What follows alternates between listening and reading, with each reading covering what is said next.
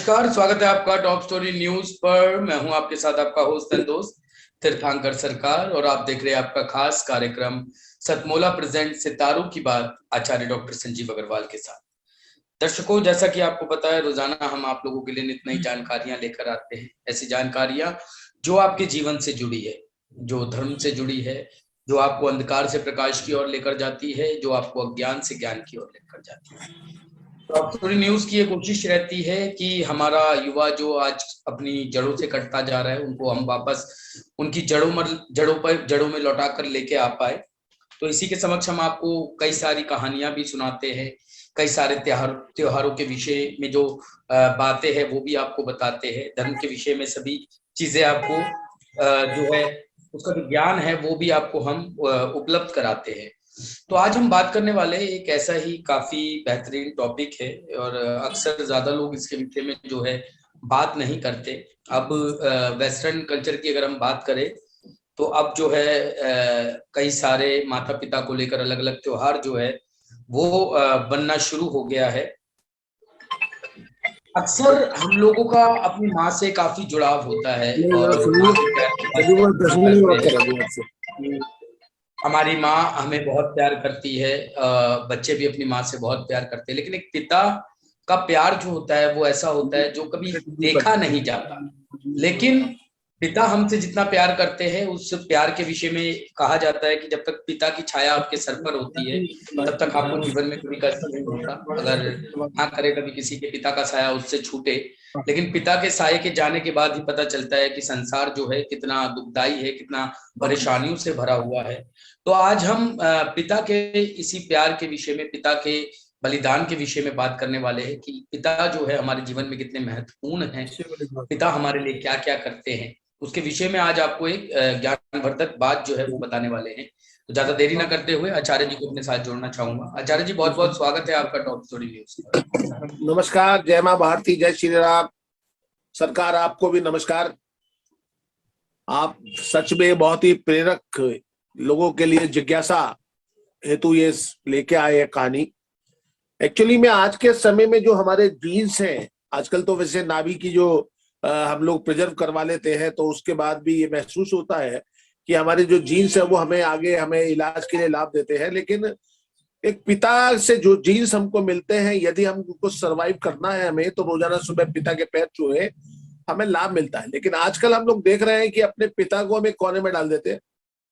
कोने में डालने का मतलब यह है कि उनकी पूंछ खत्म कर देते हैं, जो समाज के लिए एक दुखद पहलू है। पहले हम लोग इसी तरह अपने दादा और नाना की भी वैल्यू खत्म कर चुके हैं और अब पिता को छोड़ देते हैं, एक तरफ डाल देते हैं कि जब यह काम का नहीं रहा तो किसी काम, अब इससे अलग ही रहो तो अच्छा है। गुस्सा बहुत करता है, अलग किस्म की बातें करता है। लेकिन जो उसकी थीम है, जो उसने अपने जीवन में अपने बच्चों के लिए किया है, चाहे वो लड़की हो चाहे लड़का हो, वो बड़ा अद्भुत है। दोस्तों, इसके ऊपर एक स्टोरी मैं आपके लिए लेकर आया हूं कि हमारे जीवन से जुड़ी हुई कुछ ऐसी गहराइयां। मेरी चर्चा हुई थी सरकार से भी इस विषय पे कि पिता के ऊपर कुछ लिखा जाए। जी दोस्तों, मैंने इस प्रेरक प्रसंग को इसलिए लिखा है कि आज के संदर्भ में, आज के काल में इसको उठाना बहुत जरूरी है। मर्यादा के अनुकूल है ये उठाना। पढ़ाई पूरी करने के बाद एक छात्र किसी कंपनी में नौकरी पाने की इच्छा से इंटरव्यू देने जाता है। जी छात्र ने बड़ी तत्परता से, बड़ी मेहनत से अपने इंटरव्यू को पास कर लिया। लेकिन जब वो फाइनल के लिए पहुंचा तो कंपनी के डायरेक्टर को वो इंटरव्यू लेना था। हर आदमी अपनी कंपनी को आगे बढ़ाने के लिए बहुत कुछ प्रयास करता है। बहुत अच्छे संस्कारवान लोगों को अपनी कंपनी में लेना अच्छा होती है। अभी एक अग्रवाल जो है वो कंपनी के ट्विटर के एक सीईओ बने हैं। लोगों ने बड़ा उन्हें, हिंदुस्तानी लोगों ने काफी अप्रिशिएट किया है कि भाई ऐसा कुछ अच्छा हुआ है। मैंने भी वो प्रेरणा ली, मैंने क्यों ना आपको पिता के रूप में बात की जाए, क्योंकि उनके पिता भी एक साइंटिस्ट थे। उन्होंने भी बहुत मेहनत करके किराए के घर में रह के उनको पढ़ाया था। माँ उनकी टीचर थी। लेकिन माता का तो दर्द पता चल जाता है, क्योंकि माता रोना भी जानती है, लेकिन पिता सिसकना जानता, रोना नहीं जानता। अपने आंसुओं को अपने करैक्टर में छिपा लेता है। कई बार मुंह से उखड़ी भी बातें करता है, लेकिन खुद भूखा रह के अपने बच्चों की परवरिश करने में जो पिता का कार्य है वो किसी और का कार्य नहीं। अब बच्चे का जो इंटरव्यू है उसके डायरेक्टर लेते हैं और उन्होंने बच्चे की जो सीवी देखी, उसने देखा और पाया कि पढ़ाई के साथ से बच्चा एक्स्ट्रा कैलकुलेशन एक्टिविटीज में भी अव्वल रहा है। डायरेक्टर ने उससे पूछा, क्या तुमने पढ़ाई के दौरान कभी छात्रवृत्ति मिली? तो छात्र ने कहा, जी नहीं मिली मुझे। जी। डायरेक्ट इसका मतलब तो स्कूल कॉलेज की फीस तुम्हारे पिता अदा करते थे? छात्र ने कहा, हाँ वो अदा करते थे श्रीमान। तुम्हारे पिता करते क्या थे दोस्त? तो छात्र कहता है, सर मेरे पिता लोगों के कपड़े धोते थे। यह सुनकर कंपनी के डायरेक्टर ने कहा, जरा अपने हाथ तो दिखाइएगा। तो छात्र ने अपने हाथ आगे बढ़ा दिए और बोला कि अरे आपके हाथ तो बिल्कुल रेशमी और बड़े मुलायम हाथ हैं, क्या आपने अपने पिता के साथ कभी काम में हाथ नहीं बटाया? बोला, उन्होंने कभी ऐसा किया ही नहीं मेरे साथ। वो कहते थे, नहीं बेटा आप नहीं करो, बड़ी पिताजी मेरे बड़े तेजी से कपड़े धोते थे। डायरेक्टर को सुन के बड़ा अचंभित हुआ कि लो ऐसा बेटा भी है जिसने अपने पिता के काम में हाथ नहीं बटाया, क्योंकि पिता तो मजदूरी टाइप का ही हुए। भाई कोई आदमी धोबी का कार्य करता है तो मजदूरी तो है, बच्चे परिवार के लोग हाथ बटाते हैं तो काम और बढ़ जाता है। डायरेक्टर फिर कहा, क्या मैं तुम्हें एक काम कह के करा सकता हूं? छात्र बोलता, उसे नौकरी की आवश्यकता। उन्हें, जी साहब आदेश करिए। डायरेक्टर ने फिर कहा उससे, आज घर जाने के बाद अपने पिता के हाथ धोना, फिर कल सुबह मुझसे आके मिलना। छात्र यह सुनकर प्रसन्न हो गया, उसे लगा कि उसे ये नौकरी मिलनी बिल्कुल पक्की है।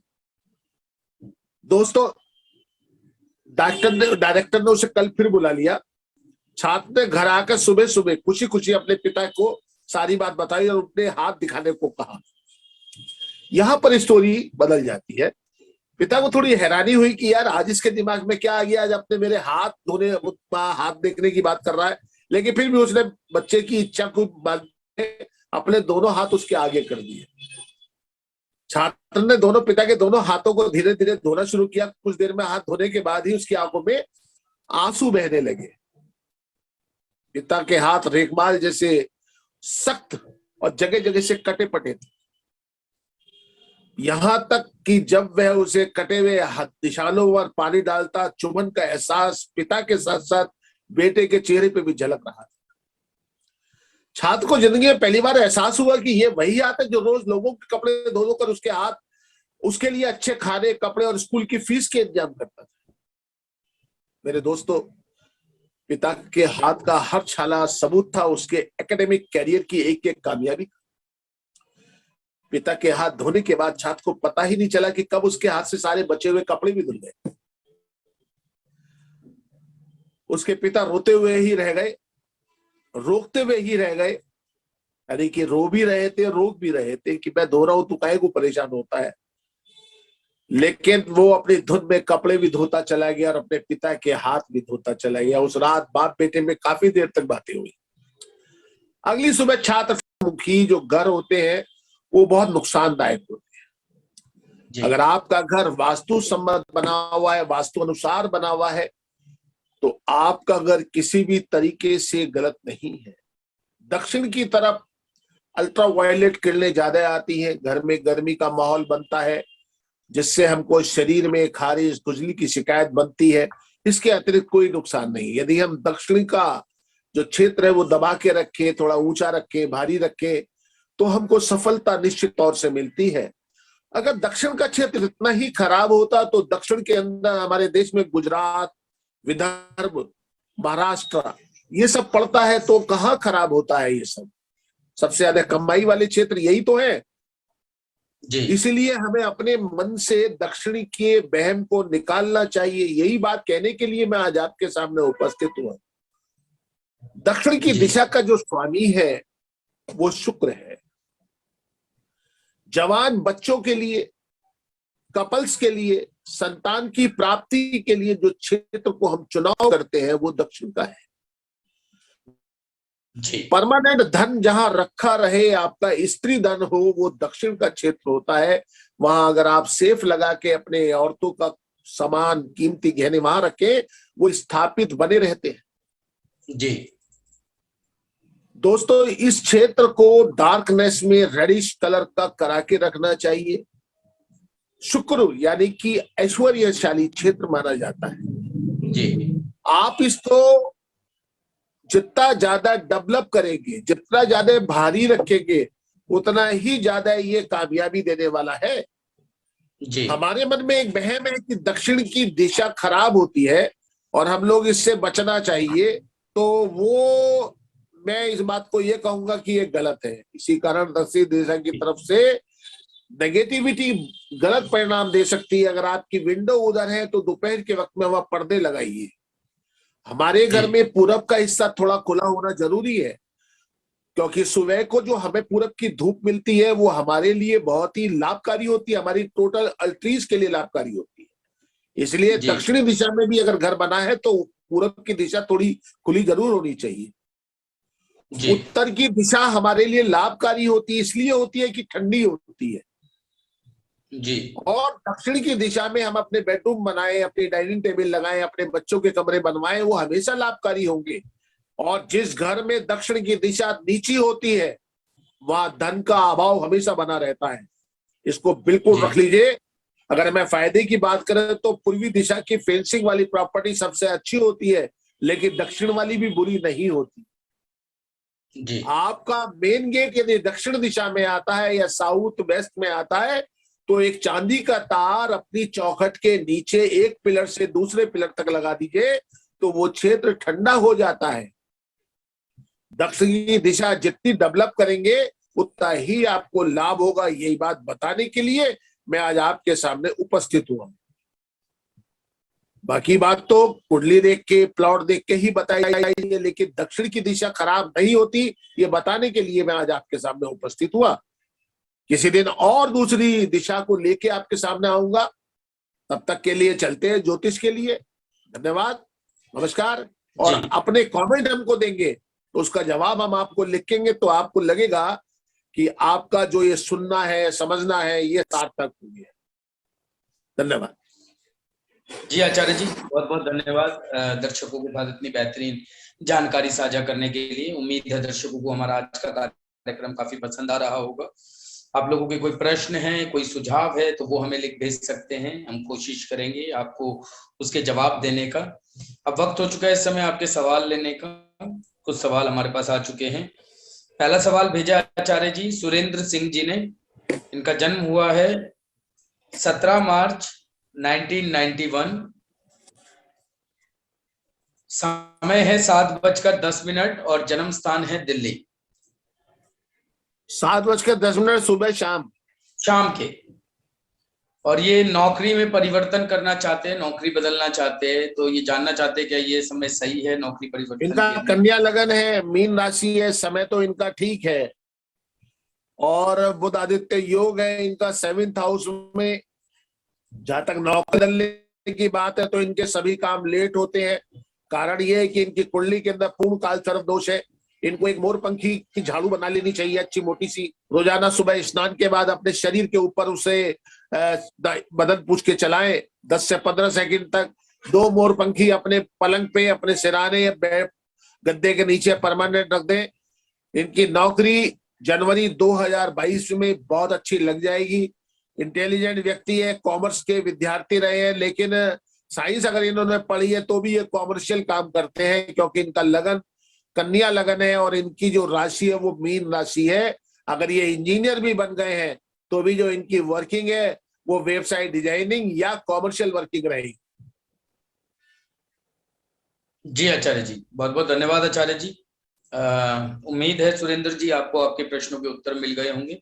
हमें प्रश्न भेजने के लिए आपका बहुत बहुत धन्यवाद। आचार्य जी ने जो उपाय आपको बताए हैं उन्हें नियमित तौर पर कीजिए, निश्चित ही इसके सफल परिणाम आपको देखने को मिलेंगे। अगला सवाल आया है मोहन कुमार जी का। इनका जन्म भी दिल्ली में हुआ है 12 अप्रैल 1993, 1993, 12 अप्रैल 1993। समय है 9:30 सुबह। और इन्होंने सवाल भेजा है कि ये अपनी प्रॉपर्टी खरीदना चाहते, प्रॉपर्टी लेना चाहते हैं, तो कब तक योग है प्रॉपर्टी लेने का, ये जानना चाहते हैं। वृक्ष इनका वृक्षभ लगन है, धनु राशि है, मूलों में जन्म हुआ है। कायदे से तो इनको मूल शांत करा के कार्य करना चाहिए। इनके मन के अंदर हमेशा भटकाव रहता है, क्योंकि चंद्रमा इनका धनु का है, अष्टम हाउस में है। और आपने क्वेश्चन क्या किया था इनके लिए?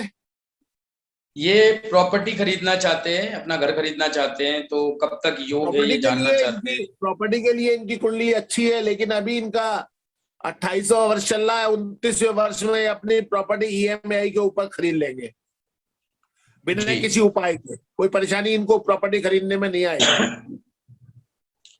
जी आचार्य जी, बहुत बहुत और वैसे धन्यवाद। इनकी कुंडली में लव विद अरेंज मैरिज लिखी है, लव विद अरेंज मैरिज लिखी है, सूर्य बुध शुक्र इनके एक साथ है, लक्ष्मी नारायण योग है, जी धन की दृष्टि से इनकी कुंडली बहुत अच्छी है। जी आचार्य जी, बहुत बहुत धन्यवाद। मोहन जी, अपना सवाल भेजने के लिए आचार्य जी ने जो उपाय आपको बताया नियमित तौर पर उसे कीजिए, निश्चित ही आपको इसके सफल परिणाम मिलेंगे। आचार्य जी, आपका भी एक बार फिर से बहुत बहुत धन्यवाद दर्शकों को इतना सारा समय देने के लिए, उनकी समस्याओं का समाधान करने के लिए, साथ ही साथ उन्हें ज्ञान से ज्ञान की ओर ले जाने के लिए। सभी दर्शकों से अनुरोध है कि आप अपने सुझाव हमें जरूर लिख भेजें। अगर आपकी कोई समस्या है वो भी हमें लिख भेजें, आचार्य जी से हम उनके जवाब लेकर आपको देंगे। और अगर आप त्वरित तरीके से अपनी समस्याओं का समाधान चाहते हैं तो अभी लॉगिन कीजिए www.astrology24.co.in। वहां जाकर देश विदेश के बेहतरीन ज्योतिषाचार्यों से आप अपनी समस्याओं के समाधान पा सकते हैं, मात्र बहुत ही कम पैसों के साथ। तो कहीं मत जाइएगा, हमारे साथ बने रहिएगा। ताजा तरीन खबरों को देखने के लिए लॉगिन करिए www.topstory.online। फिर मिलेंगे कल कुछ नई जानकारियों के साथ, कुछ नई समस्याओं के साथ। तब तक के लिए देखते रहिए सतमोला प्रेजेंट सितारों की बात, आचार्य डॉक्टर संजीव अग्रवाल के साथ। धन्यवाद। इतना जी में